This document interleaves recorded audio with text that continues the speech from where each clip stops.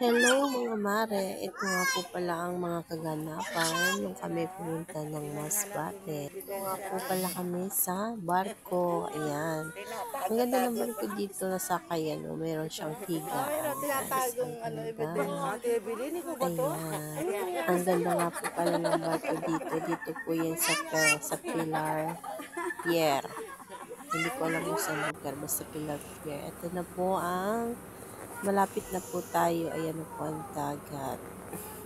Napakaganda nga po ng biyahe namin kasi napakakalma po ng ating dagat. Thank you, Lord. Ayan.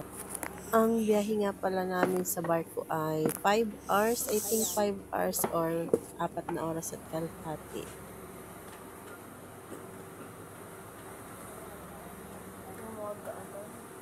Konting kembot na lang po at tayo po ay malapit na rin dumaong ang barko sa pier ng Masbate. Pagkahaba-haba man ng biyahe pero ang ganda naman po ng ating biyahe at kasi wala pong kaalon-alon. Ayan, napakakalmado ng dagat. Napakapantay, walang kaalon-alon.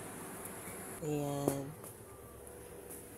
Pumunta po kami dito kasi maghahatid po kami ng blessing. Mamimigay po kami ng tsinela sa pangunguna po ng aming founder ni Sir Jefferson at ang co-founder na si Mars Grace Garcia. Thank you so much po sa inyong napakabuti at pusilak na puso. Ayan, thank you Lord. Matatanaw na po natin ang bundok sa kabilang ibayo. Ayan.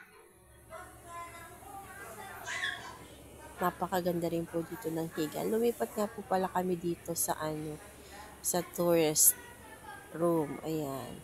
Meron din po dyan free na kumot. Ayan. Aircon din po pala dito. Ayan po. Meron po siyang lagayan ng ano ba yan yung ewan, bahala na kayo dyan. Ayan. May pwede siyang dalawang tabihan. Ayan nga guys. Napakalma. Ang kinang-kinang pa. Ay, so. Ayan. Thank you, Lord. God bless everyone. See you this Friday. Bye. Thank you, guys. Thank you for watching.